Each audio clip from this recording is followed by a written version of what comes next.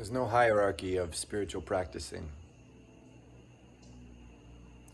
If there is indeed a sequence of progression on the spiritual path, or the path of life, whatever you want to call it, true living, divine life, path to God, whatever you want to say. If there was a sequence or a progression that one would go through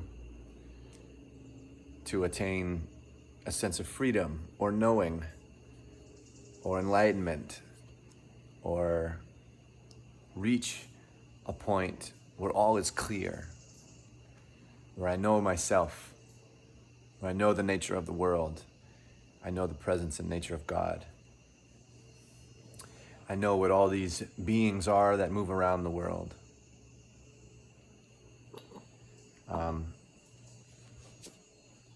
If there was such a sequence and progression,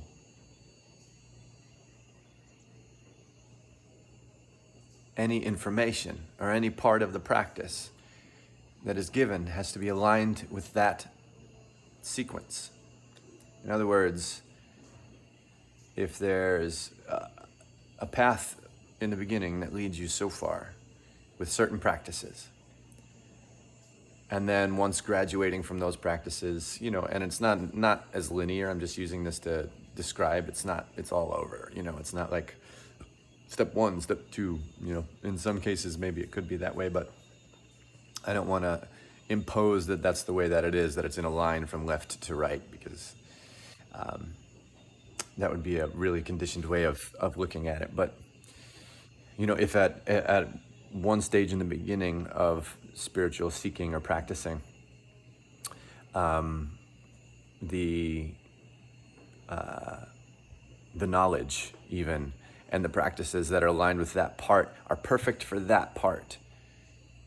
And then, again, graduating from that and moving on to the next down the line, let's say you get to the very peak of knowledge and practice and experiencing life, and even though it may seem superior in that position, the practices that are involved with that aspect or that stage of spiritual practicing, again, still have to be aligned with that part of the practice.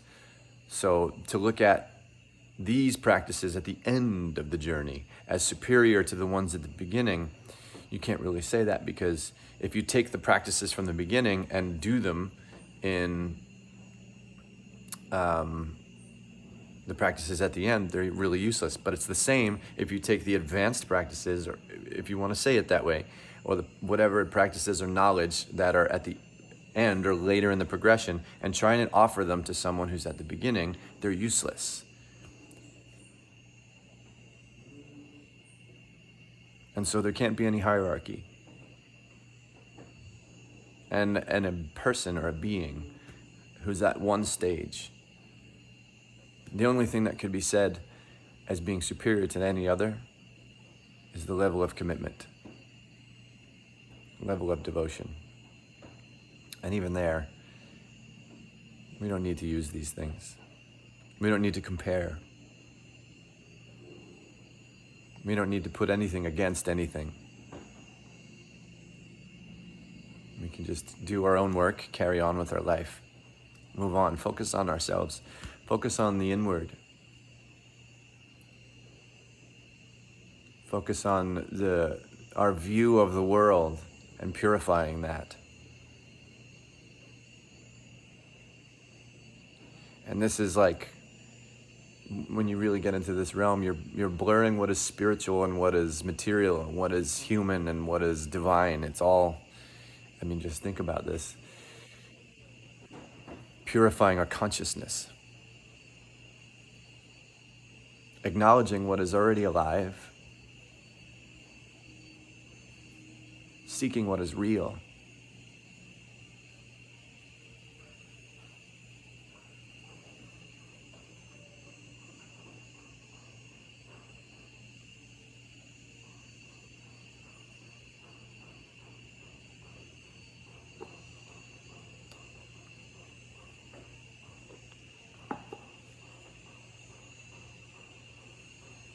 So,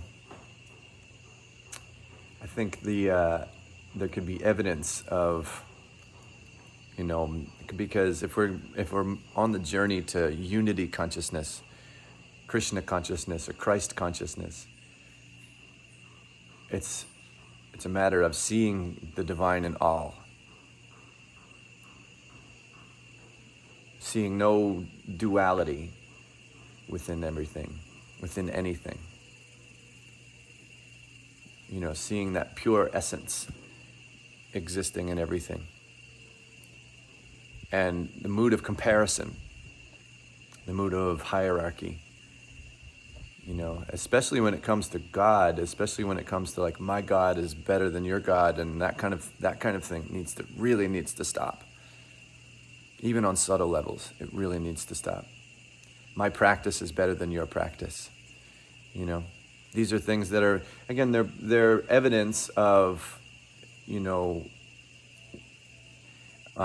in my own way of even speaking about this, it's important for me to look at it too.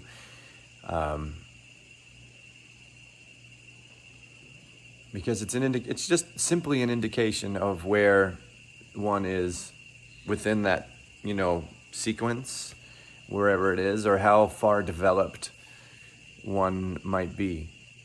The small traces of duality, or against, or versus, or greater than, less than, are indications, that again, there's still some like buffing and shining to do on the pure consciousness there. There's some kind of little ties still with the world that seems to be dualistic, or the world that seems like everything is separate, the mind that perceives everything as being separate. These comparative tendencies are simply indications of that. But I think it's important to, even if that's there, to regulate within ourselves of expression, to have faith that all is one from the beginning. To have faith that all is one from the beginning. And remember that as we carry on through our journey. This can really save us, because something that happens as we move through different waves of spiritual understanding, of knowledge, of life and existence and self, as we grow and expand in that, one of the things that happens is the mind that likes to play with everything that we experience. It likes to toy with and mold and reshape everything to its own agendas. The desirous mind, the mind that wants to gain from the world, or that wants to be better than, or greater than, or looks at itself as less than. The mind that does all of that stuff is gonna take everything that we accomplish and reshape it as its own. So it's important to stay humble, and it's important not to listen to that and to notice that from the beginning. It's really valuable. I feel these are fundamental things to carry with us from the beginning to the end of our journey, if there is an end to our journey, as far as awakening goes. This is, to me, one of the most important things, is that we have awareness, have faith in all is one, on every level of existence, that ultimately we will indeed anchor an awareness, a perception. We will indeed be rooted in the perception of all is God and all is one. To have faith in that, and then also to know that our mind, as we move through our journey, is going to attempt to create a greater than, less than comparison with ourselves as we progress. We achieve something, and there's this elation that comes with it. There's this, like satisfaction and uplift of, I accomplished something, I did something, and I'm doing so well, and that kind of stuff. It's important to really look at that, because that's exactly the thing that's going to put us against others, no matter wherever others might be on the journey. As we witness those who are just a step below us that we just overcame, we're going to start judging, potentially, this could happen. really important to look at. And to know also from the start that when it comes to spiritual movements and progression, to not compare ourselves to others, to honor everyone on the path no matter where they are. Anyone who is doing good work in the world, to really honor them, even if it's completely different and contradictory to what we are doing. You know, there's all these different temperaments in the world, and every temperament needs a different practice, a different way of thinking, you know, a different vision of God. Every temperament needs that. And then along the way, each temperament goes through different stages of that as well. So there's so many various different forms and shapes and practices and knowings and that we all need to go through. And all we need to do is focus on ourselves and our own journey and radiate whatever divinity is pouring out of us, that is coming through, to do that. Focus on ourselves. We don't need to police others' spiritual practicing.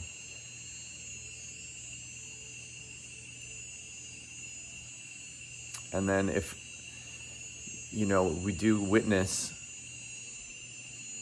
a journey or a practice or a belief system or whatever it is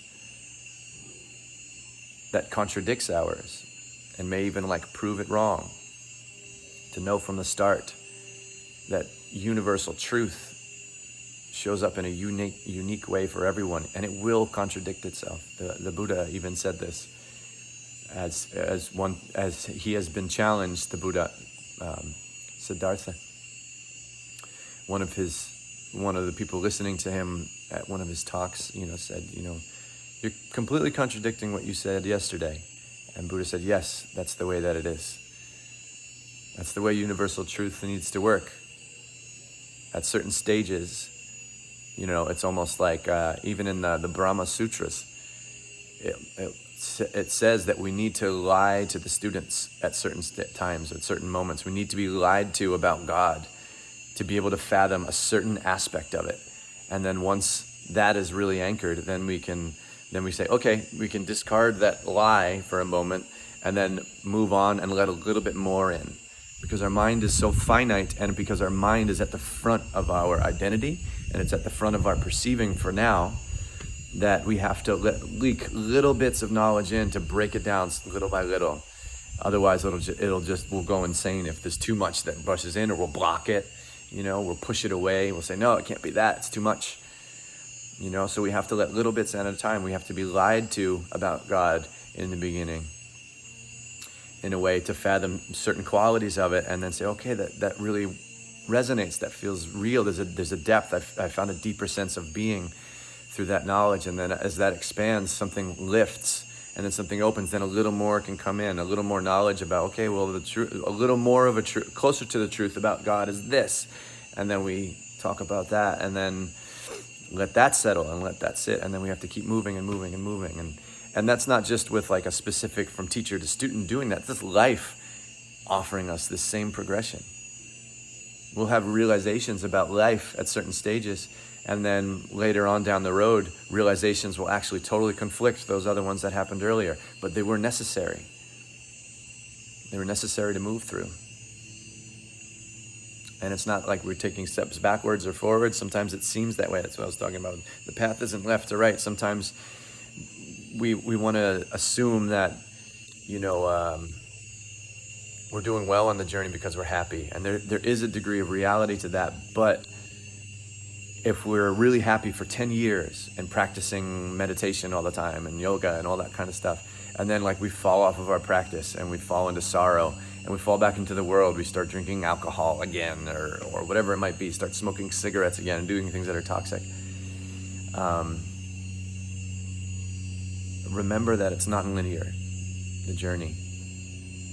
And the journey doesn't look like anything specific.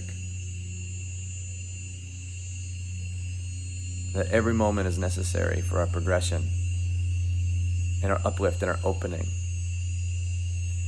And when we find ourselves in a deeper sorrow, this has happened to me, you know, moving through a spiritual journey, and then, because one of the things that happens is like, we'll actually we'll get to a place and find complacency, and we'll find a degree of like, oh, I'm good right now. I feel better than I've ever felt in my life. And we ride that for a while. And then as little more subtle things come up, we actually kind of deny continuing doing deeper work, or moving or opening more. And then something really needs to like hit us to kind of shake all that stuff so that we can begin working again. And sometimes that means it seems like falling back into something, but that's actually a continuation of a progression. And this is really important to know, because things that go along with that is guilt and shame and I was doing so well before and now I'm doing so terrible, and that can keep that's the thing that keep us stuck in in that realm of suffering. But suffering isn't bad. Suffering is what it feels like to awaken. It's part of the necessary process for us to awaken spiritually and to open up to the truth about life and reality. Because what suffering really is the mind or the ego realizing that it's going to die. And that hurts. And that's where all our grasping comes from. That's where all our grip to life, our grip to our identity that's false, our habits, our conceptions, our beliefs, our hold on that and our defending that comes from the ego aspect that doesn't want to die. That builds this whole empire to keep us comfortable. It's a house of cards. It's not real. It's just a blanket over being. And then when something challenges that, this is where like arguing about God comes in, is because when we get comfortable in a place and we believe something, that it's served us and it's blessed our life, and we've opened up and I've experienced this directly. I get attached to my teacher and defend him and things like that, and that's indication that because it has served us so well, the ego has indeed taken it and now needs to like stand up for it. When something challenges it, because what it challenges is we've built some kind of system of comfort. But if we can stay in the space of not needing to build something to be comfortable in not knowing, to be comfortable in emptiness, to be comfortable in mystery, to be comfortable in silence, that's where we find truth.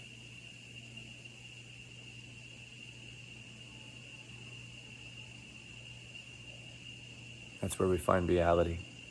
That's where we find peace. And it takes some time, and it takes some working through, and it's going to bring up a lot. You're going to go through the ringer of emotion and feeling, because the mind and the ego use emotion to really keep us holding on to it and really keep us interested in it and believing in the stories that the mind is telling. This is one of the tools that it uses, is our feelings. The feelings are like the symptoms of our karma, in a way. And it's important to not shun the feelings or deny the feelings at all, because that's part of what keeps us stuck, is when we deny what arises for us, or we don't accept what arises for us, and we don't look at what arises for us. It's really about going into everything. We have a feeling, an emotion that rises up, and then, because remember, the emotion's the surface. The reality of our karma is deeper. But if we follow, we can follow the trail all the way down, and it can carry us home to our truth.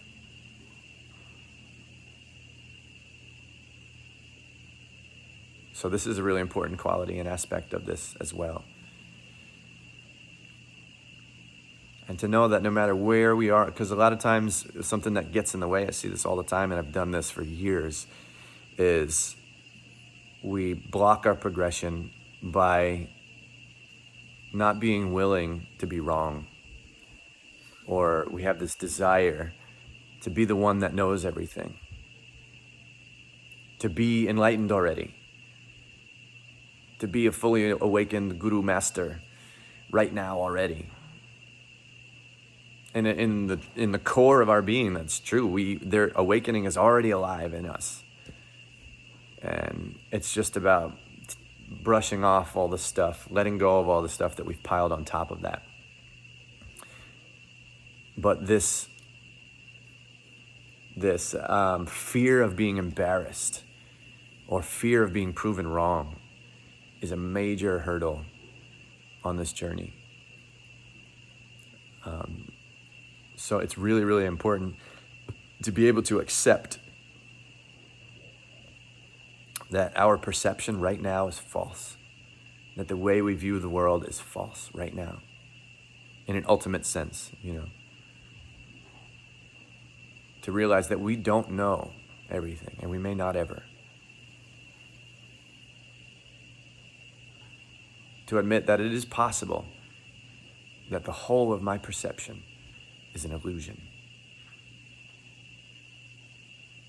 To admit this is leaping over that hurdle. And whether it's true or not, to be open to that, to be open to being wrong, to be open to having an idea and it falling flat, to being open to that. That can actually grow our confidence in what's real. It's ironic. A lot of this stuff that we learn has a kind of hilarious irony to it.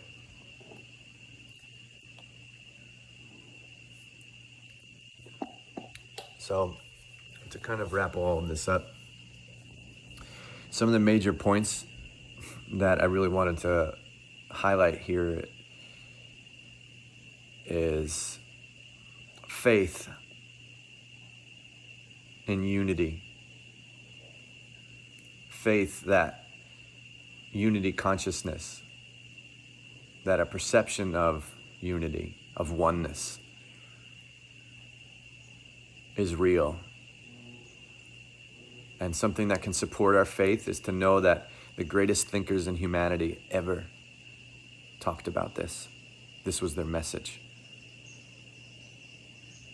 Yogis, Jesus, and so many other wise, enlightened beings, the Buddha. This is what they spoke of. And this is where they were guiding their students, and not just their students, but all who may witness what they have to say. So that can support our faith. So to establish that from the beginning is key. And in knowing that, dissolving any mood of hierarchy on our journey for ourselves, and to acknowledge that we don't know what our path is going to look like at any given moment. We don't know what our life is going to look like at any given moment, and to not condition what our life needs to look like to indicate that we're doing well, but to keep going diligently, to keep moving forward and deeper inside as we carry on this journey, but to not have a hierarchy for ourselves or for anyone else. Not to compare what we are doing to what anybody else is doing, especially on the spiritual path, especially on this journey. Because wherever someone is aligned, whatever it is that is aligned with them, and this is something we can actually support each other in, is to be open to where each other is at and not try and force where we're at on someone else.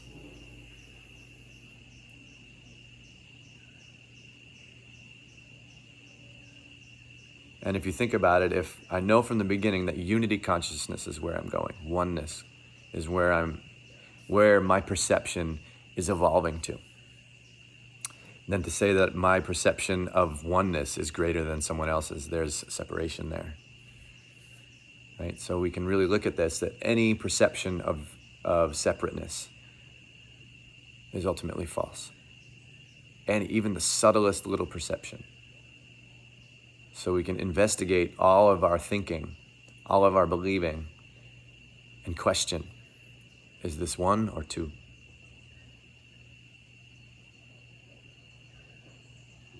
And ultimately where we really want to be is 0.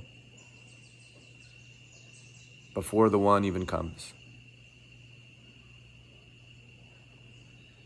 Absolute, pure awareness.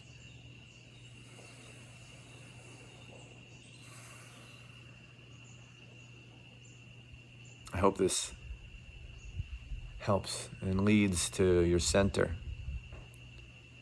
It leads you to this oneness. Or at least offers a confidence in wherever you're at to keep going. To never stop. This journey, what's beautiful about it is it's just a matter of inquiry.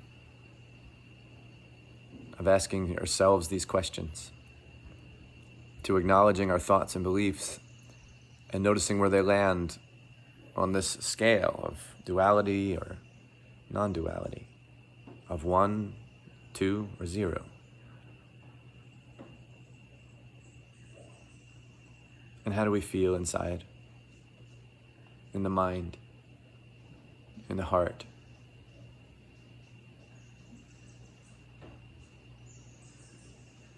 Another highlight is to know that the turmoil in the mind, it's good to know from the beginning, may increase as we progress. Remember, the mind uses emotion to attach us to it, to attach our interest to it. And so if we find ourselves in more tumultuous movements of the mind, we can know that the mind is lashing out because it's dissolving. It knows it's going to die soon. And the dying of the mind isn't a forever. If you're alive in a body, the mind is going to exist. And it's good for the mind to die consistently. And it does already. We have moments of no thought. Every moment between thought is our blissful truth. We simply just don't acknowledge it because it's more subtle than the mind. It's easier to notice what makes a lot of noise. There's like the stuff waving, but the space in between is where the bliss and the divinity is. You know, you can't see it. It's not perceived by our senses directly. It's more subtle. So we don't pay attention to what's there eternally. So to know that if the mind is fighting, it's a good indication. And to keep going.